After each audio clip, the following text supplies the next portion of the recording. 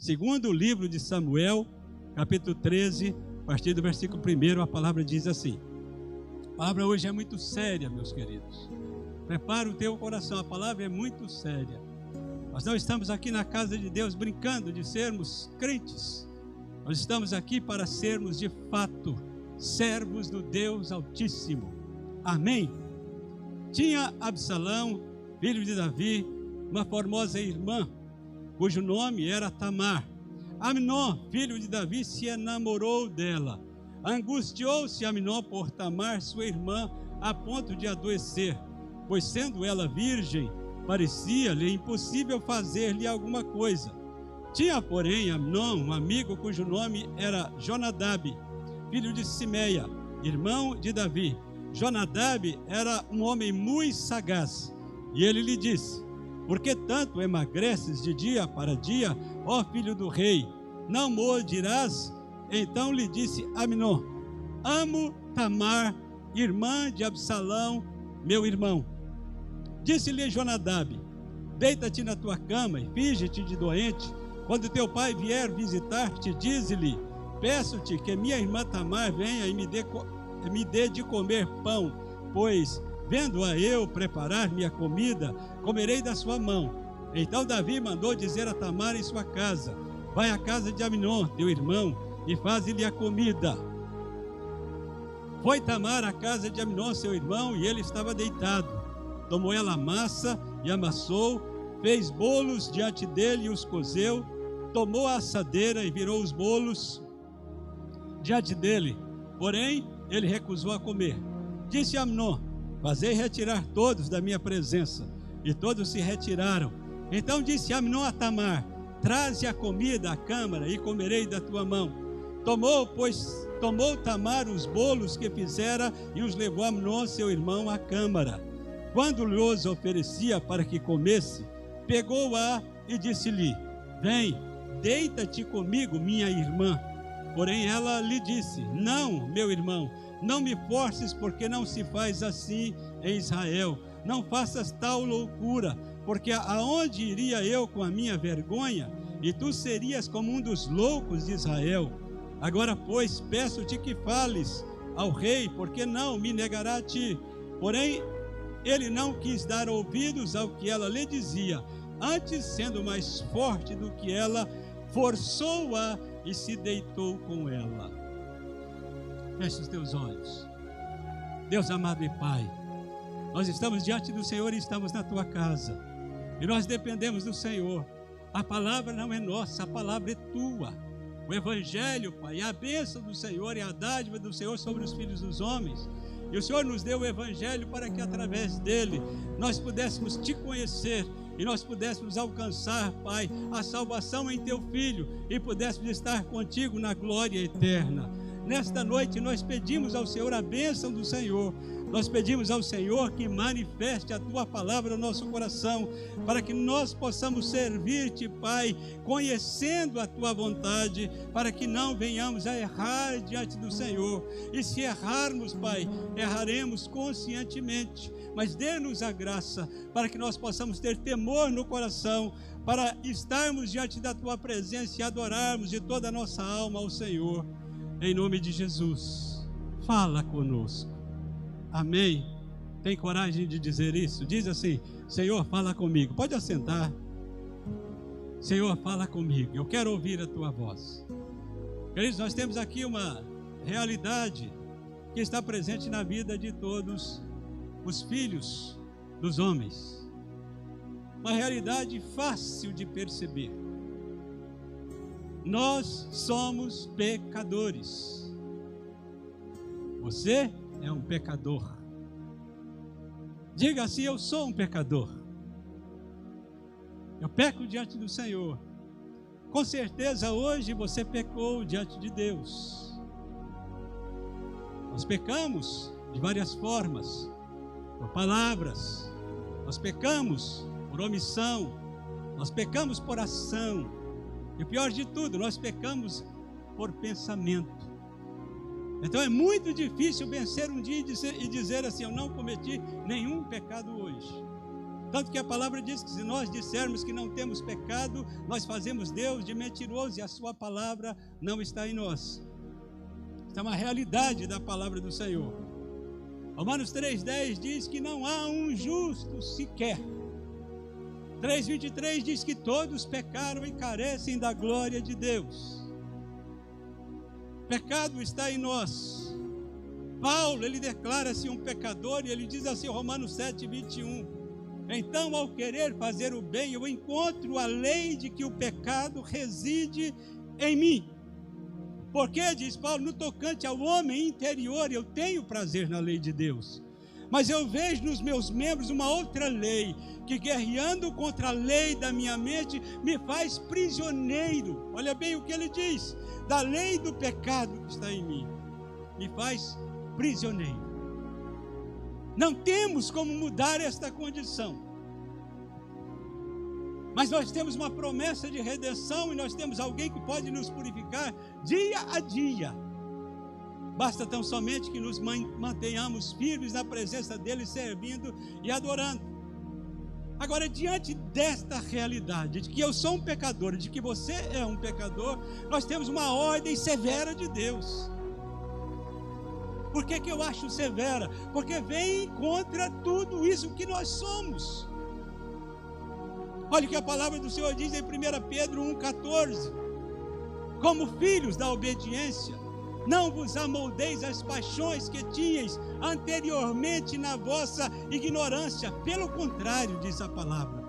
Segundo é santo aquele que vos chamou, tornai-vos também santos todos vós, porque ele tem dito, sede santos, porque eu sou santo. Então, diante desta realidade, o Senhor me pede para ser santo. O Senhor pede a você que seja santo. Então, por isso eu acho essa uma palavra severa. O que quer dizer a palavra santo? Literalmente significa separado. Separado de quê? Separado de tudo aquilo que Deus não gosta. Separado do pecado. Mas a palavra santo, é claro que ela engloba outras coisas. Não é simplesmente o fato de separar. Quem separa, em primeiro lugar, separa para alguém. Então é separar para se consagrar a Deus. Agora, quem separa, separa para alguém e ele separa para algum motivo. Então, santificação também envolve serviço, ministério diante do Senhor. Dessas coisas nós falaremos pormenorizadamente em outra ocasião. Agora, eu quero apresentar uma realidade do Evangelho diante de você. Você pode ser um grande pecador, uma pessoa que falha absurdamente. Você pode ser, nesse momento, uma pessoa que nunca ouviu a palavra do Senhor, está aqui na igreja e que pode ter feito coisas terríveis, absurdas, nojentas, da pior espécie, da pior classificação. Você pode ser e achar que é alguém indigno, mas eu vou dizer uma verdade para você. Nós somos pecadores, mas nós estamos diante de um Deus transformador. Eu sou um pecador, mas eu estou diante de um Deus que transforma a minha vida e que muda a minha condição de pecador. Ele tem poder para mudar a sua condição e para mudar totalmente. Olha bem o que a palavra do Senhor diz, 1 Coríntios 6,9. A palavra é clara. Ou não sabeis que os injustos não herdarão o reino de Deus? Não vos enganeis, diz a palavra, nem impuros, nem idólatras. Agora olha o que diz aqui. Nem adúlteros, nem efeminados, e outras coisas, nem sodomitas.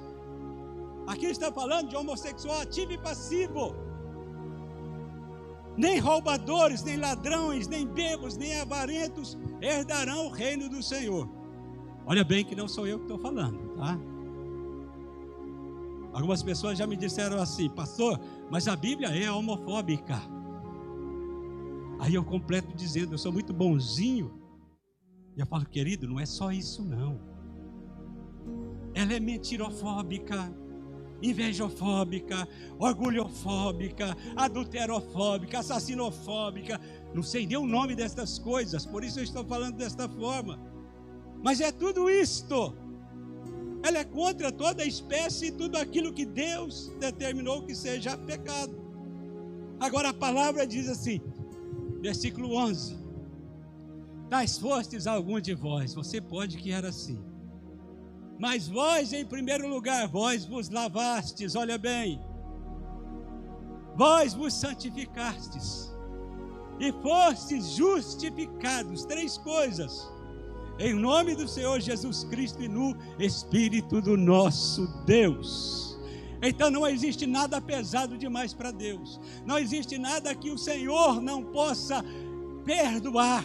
Não existe pessoa que esteja na condição de intransformável, porque Deus é poderoso para transformar. E a palavra dele diz, ele diz sobre a tua palavra que ela é martelo que esmiuça, que quebra a penha. Pode o coração ser duro, pode a condição ser intratável, mas Deus tem poder para alcançar também o teu coração e transformar a tua vida.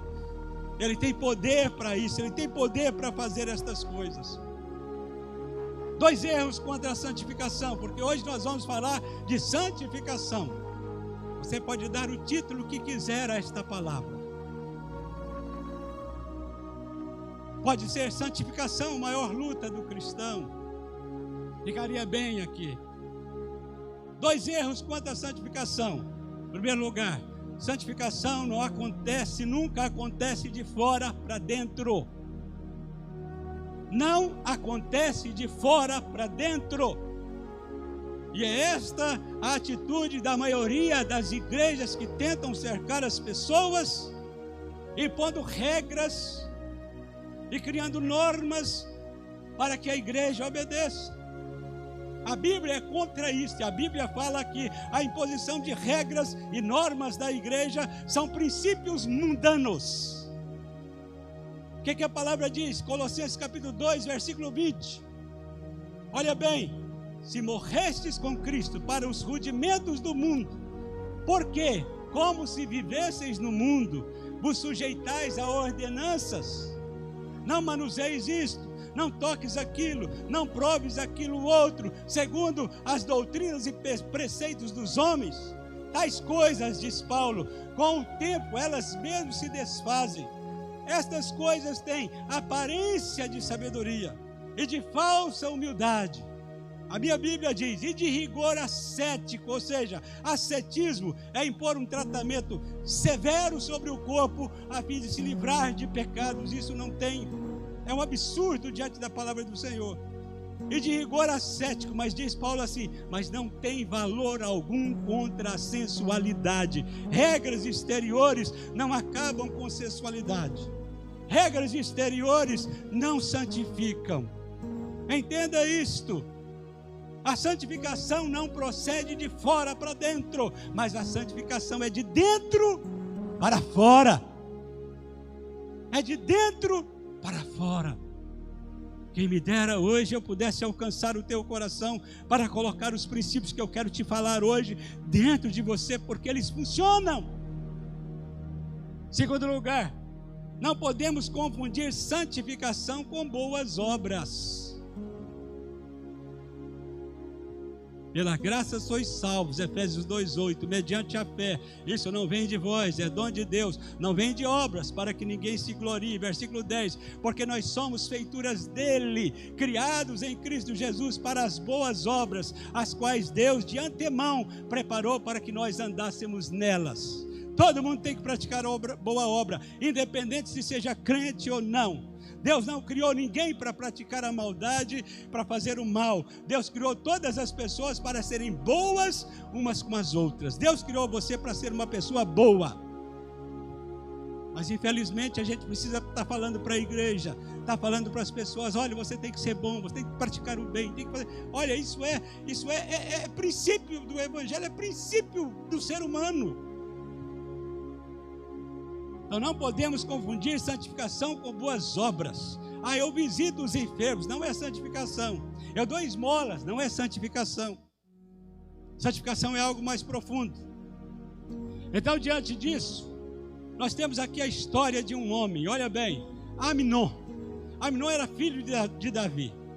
Davi tinha mais filhos. Absalão era outro filho de Davi. Então Amnon e Absalão eram irmãos.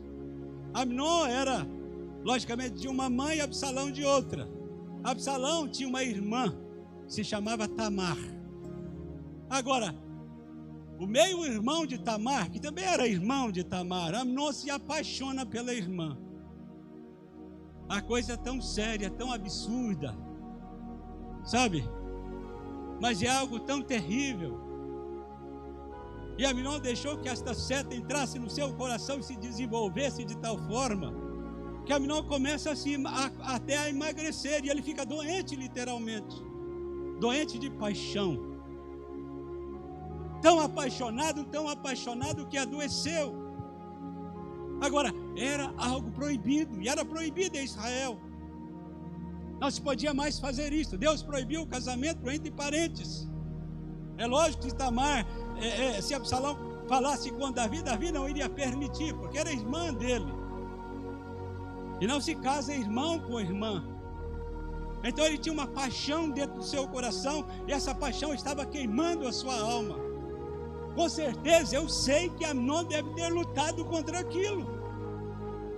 Com certeza ele deve ter sofrido por causa desta paixão.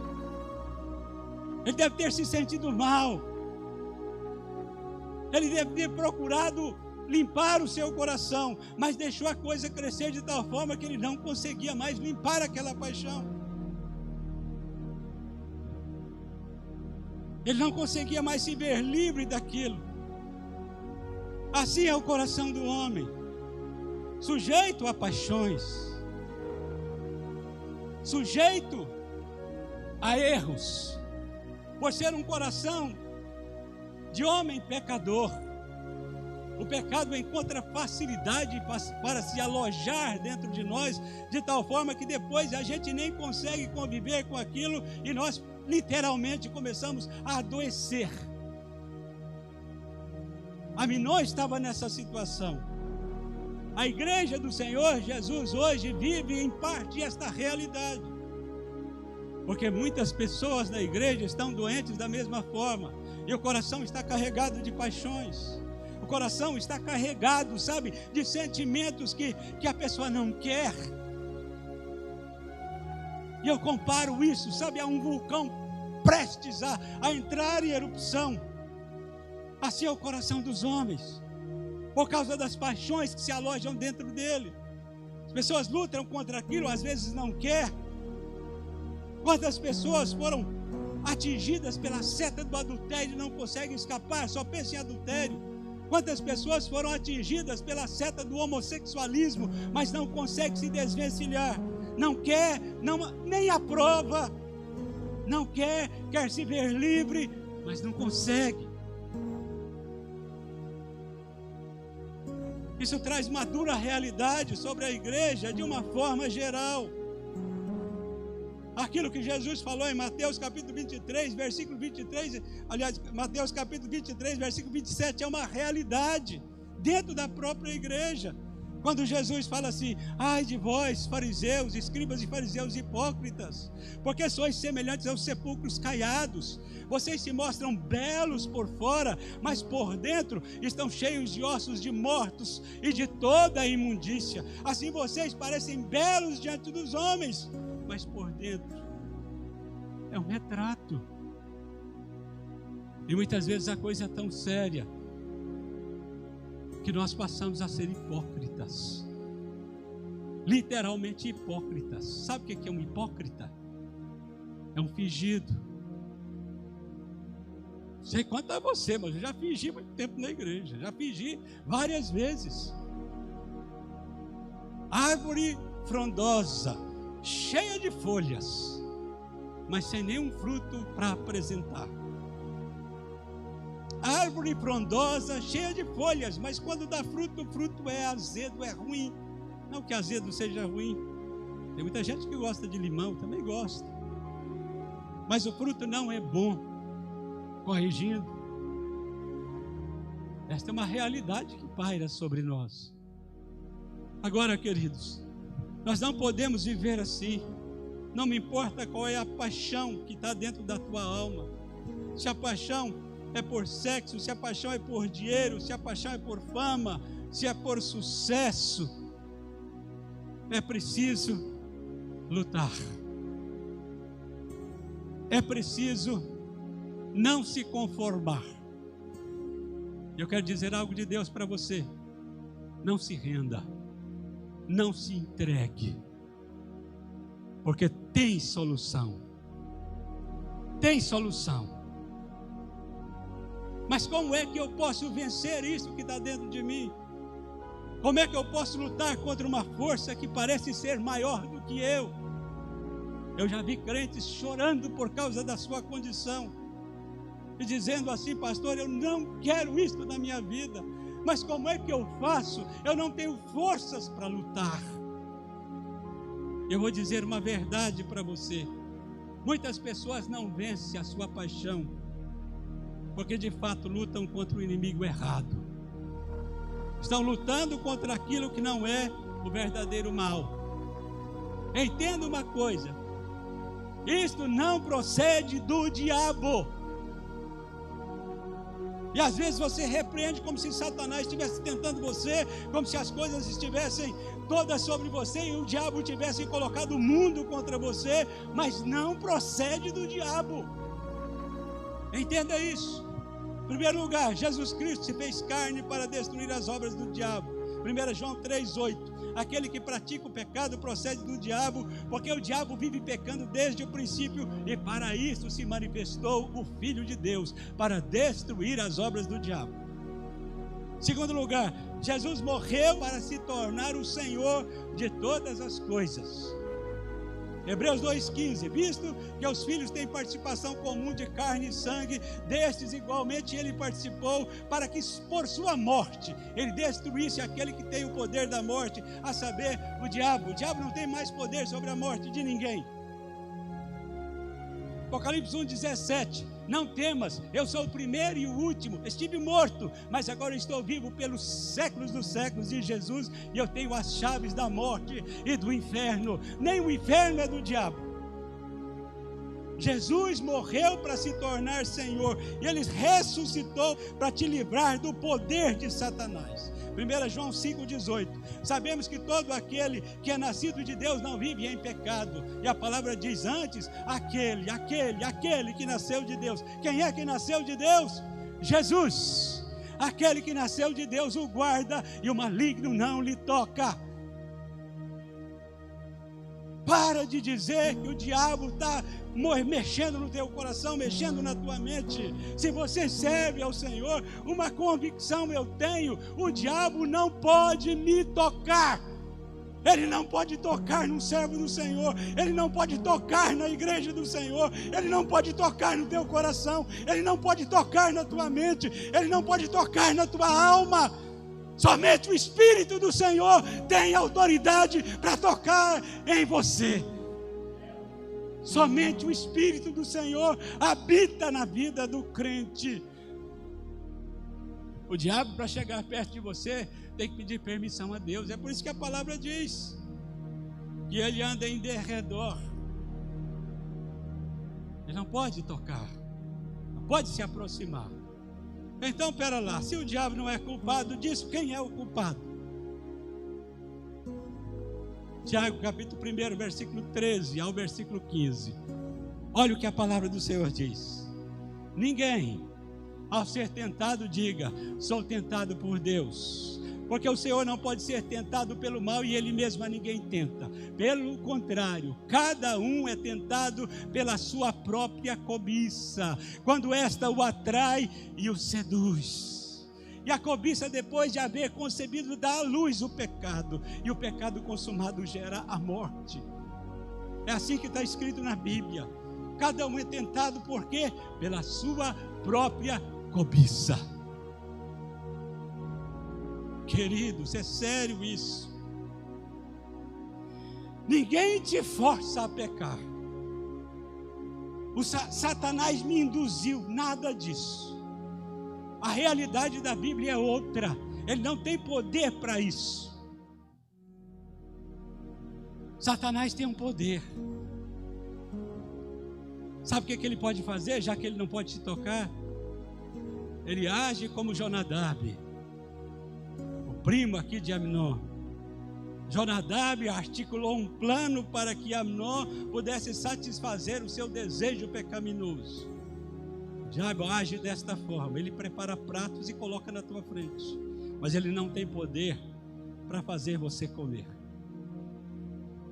Não tem poder. Então, ninguém nos força a pecar.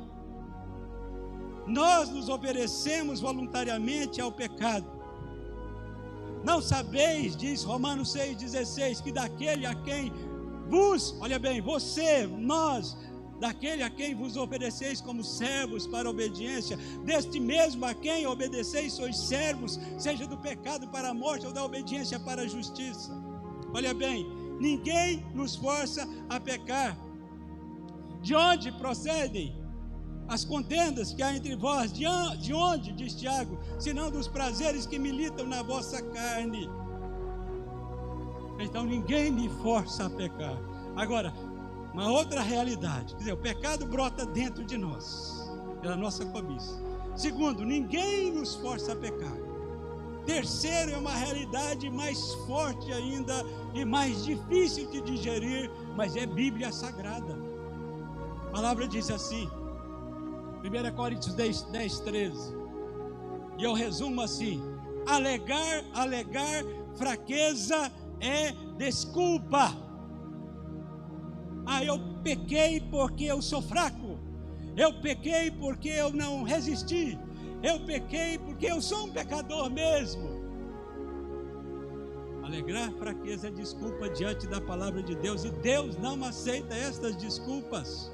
Escuta o que diz a palavra do Senhor, 1 Coríntios 10, 13: não vos sobreveio tentação que não fosse humana.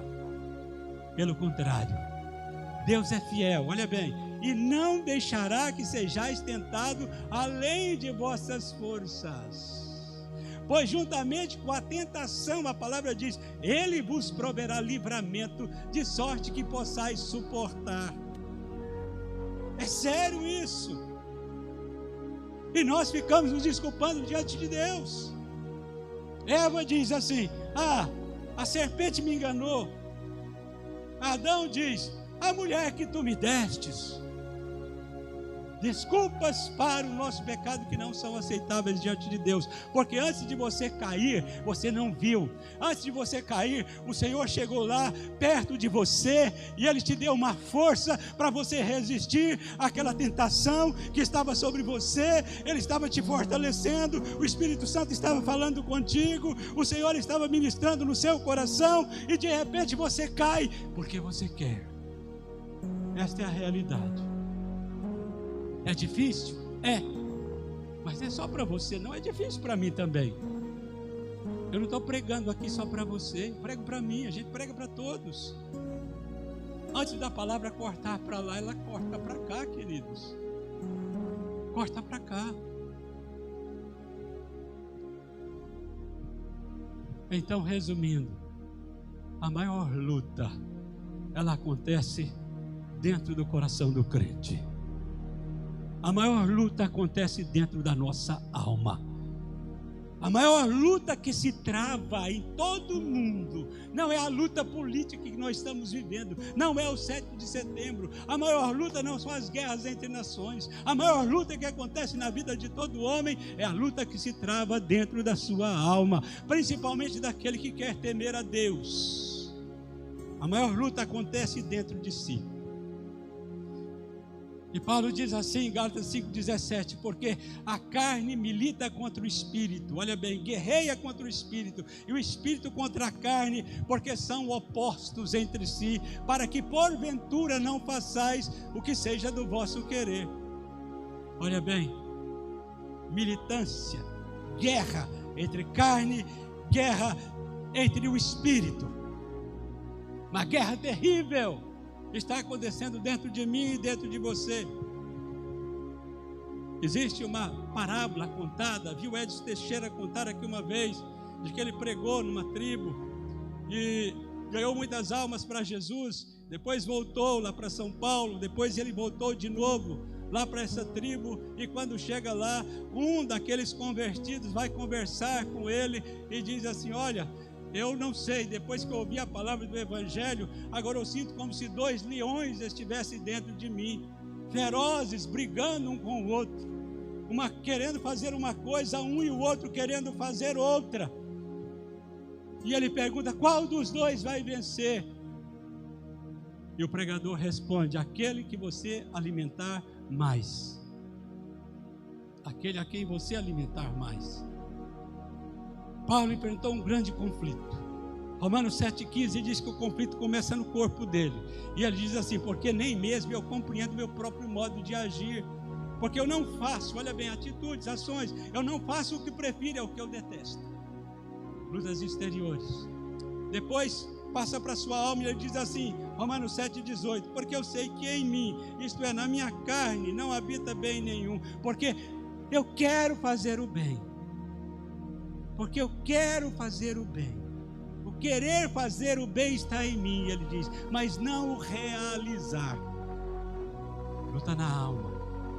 Depois passa para o próprio espírito, quando ele diz assim no versículo 22 do capítulo 7: porque no tocante ao homem interior, ou seja, no nosso mais interior, o nosso espírito, porque no tocante ao homem interior, eu tenho prazer na lei de Deus, mas eu vejo nos meus membros uma outra lei que, guerreando contra a lei da minha mente, me faz prisioneiro da lei do pecado que está nos meus membros.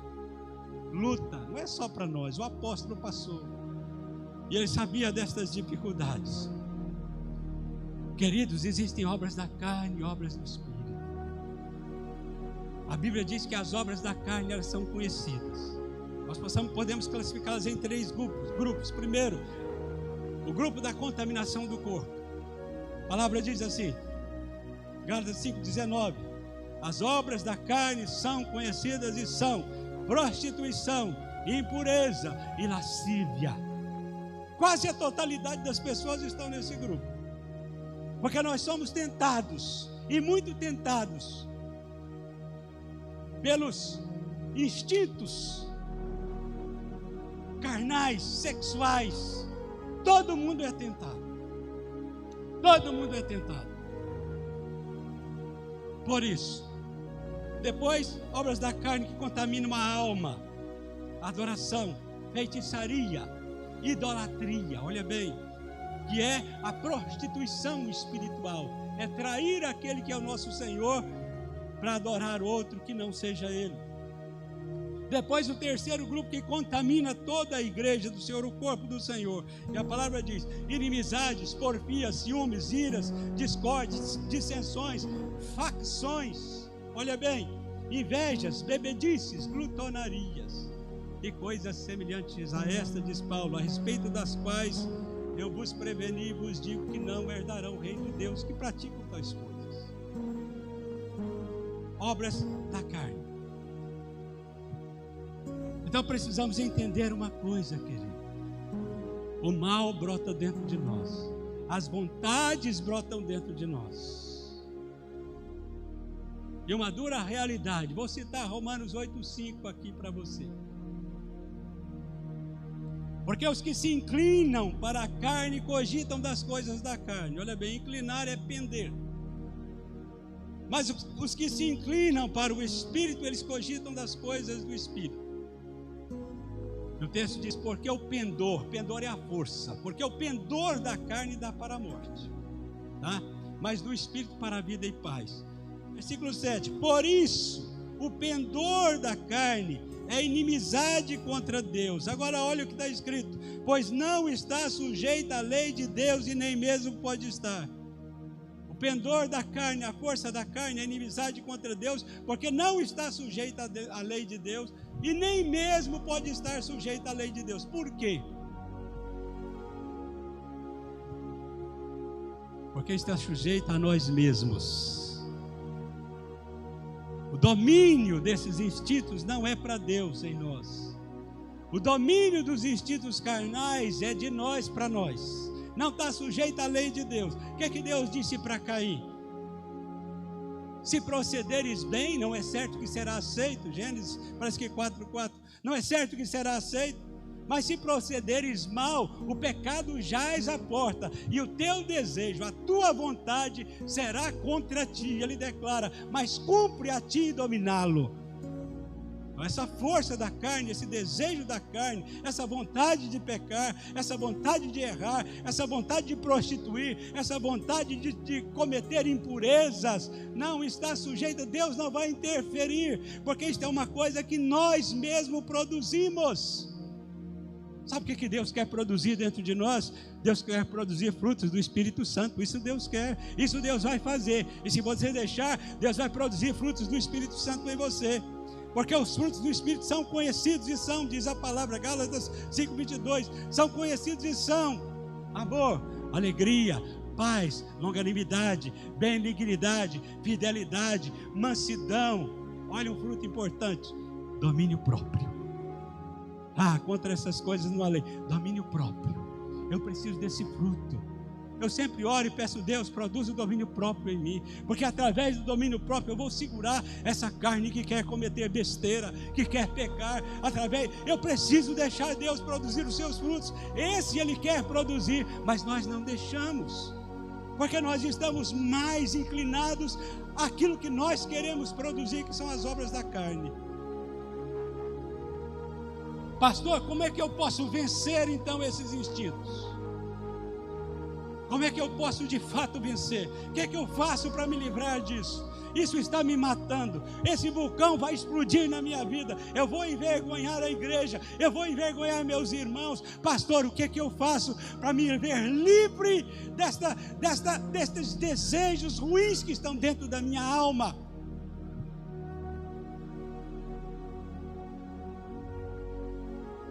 Domingo que vem nós vamos ver isso. Amém?